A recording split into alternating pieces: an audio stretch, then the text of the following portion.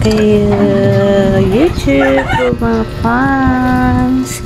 Nandito na naman po ako sa bagong episode ng aking channel. Sa araw na ito, gagawa po tayo ng minatamis na saging. Okay, so let's start. So nagpakulo na po ako ng gata na may kasama pong asukal. So yung nilagyan ko din tong minatamis na saging ng sagu para may kakaiba naman so apat na ingredients lang po ang pwedeng gawin natin na ito, which is saging, asukal, sagu, at especially ang milk, coconut milk. So ewan ko ba, pag ako nanatili sa bahay, hindi mapalagay yung isip ko, hindi magluto,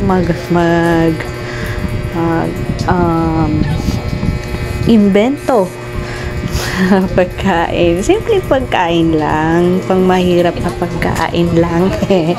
So ayan, so biyaya ng Diyos. May konting dito sa area namin, may talipa pa pong kaming tawag na medyo mura lang din po yung mga presyo, na affordable naman po sa katulad natin na may konting kakayahan lang bumili. So ayan, so nilunod ko na yung saging, natkulo na po yung coconut milk natin. So ito po yung lagi kong gawain, hanggang may pagkain. So hilig po talaga magluto kahit ano yung maisip ko. Salamat na lang din na may trabaho tayo, dahil anytime na gusto nating magluto-luto ma-afford natin.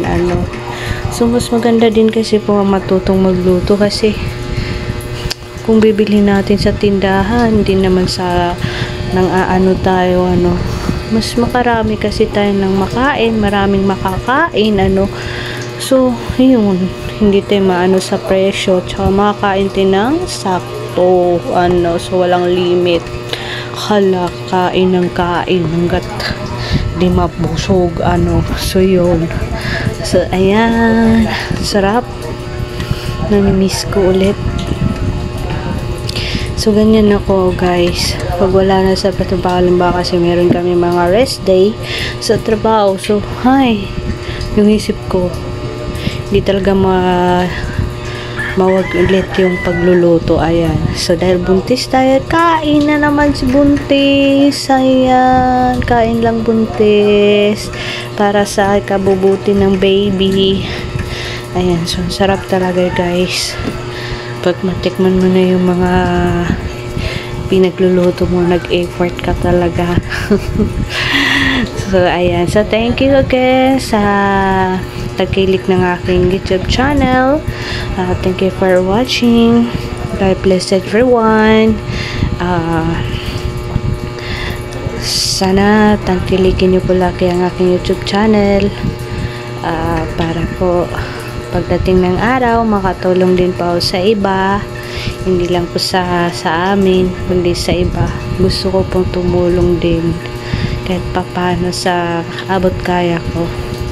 Okay, so thank you everyone. Bye mama.